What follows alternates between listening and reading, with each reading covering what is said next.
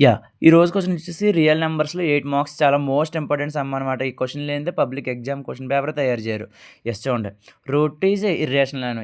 Route 2 అనేది irrational అని మనం ప్రూవ్ చేయాలి. సో, ఇర్రేషనల్ అని ప్రూవ్ చేయాలంటే first assume root is rational అనుకుంటాం ఫస్ట్ స్టెప్. రేషనల్ అయిందంటే ఏంటి? We can write in the form of A by B ఫార్మ్‌లో రాసుకోవచ్చు కదా! బట్ అక్కడ where A, B are coprimes. Yes. First root is equals to A by B అనుకుంటాం. Yes.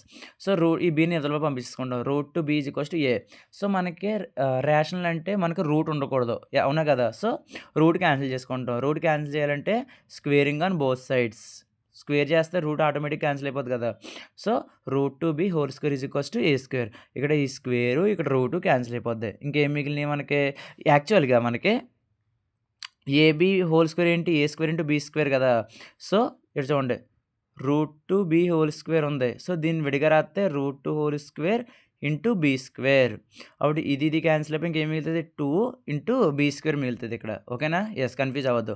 2బీ square is equals to A square. Yes. ఈ 2ని కూడా దిలప పంపించేసుకుందాం. B square is equals to A square by 2. Hence 2 is divides by A square. 2 అనేది ఏ square division అవుతుంది కాబట్టి, so, hence we can say A is equals to 2c constant అనుకుంటాం. Be square కూడా అవుతుందో లేదో చెక్ చేసుకోవాలి. అది అవుతే అప్పుడు మన అజంప్షన్ రాంగ్ అని అనుకుంటాం. 2b square is equals to A square. ఈ ఏని 2c దీంట్లో సబ్స్టిట్యూషన్ చేస్తాం అంతే. 2b square is equal to 2c whole square. Same process AB whole square అనమాట. 2b square is equals to 2 square అంటే ఎంత? 4కి సి స్క్వేర్. ఇక్కడ 2 టైమ్స్ క్యాన్సిల్ అయిపోద్ది. బీ స్క్వేర్ ఈజ్ ఈక్వల్స్ ఇంకేం మిగిలింది? 2c square. ఈ 2ని కూడా ఎదురు పంపించేసుకుంటే B square by 2 is equals to C square. ఇక్కడ చూడండి. 2 అనేది బీ స్క్వేర్‌తో కూడా డివిజన్ అవుతుంది. So, 2 is divides both A and B. Hence 2 ఏమవుద్ది? ఫ్యాక్టర్స్ ఆఫ్ ఏ, బియే అవుద్ది కదా! So, but factors of A, B అవుతే ఏంటి? A and B are not కో-ప్రైమ్సే కదా! సో, ఇక్కడ డివిజన్ అయిపోతుంది. సో, డివిజన్ అవ్వకూడదు కదా కో-ప్రైమ్స్ అయితే.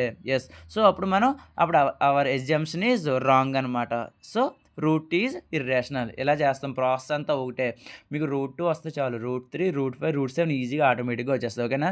ఈ వీడియో మీకు నచ్చినట్లయితే లైక్ చేసి, షేర్ చేసి, సబ్స్క్రైబ్ చేసి మన ఇన్‌స్టాగ్రామ్ పేజ్ కూడా ఫాలో చేయండి. మీకు ఫుల్ వీడియోస్ నేను యూట్యూబ్‌లో అప్లోడ్ చేయడం జరిగింది. ఓకేనా? ఎళ్లి చూడండి. మీ ఫ్రెండ్స్‌కి కూడా షేర్ చేసి వాళ్ళకి కూడా హెల్ప్ చేయండి. ఓకేనా? Thank you.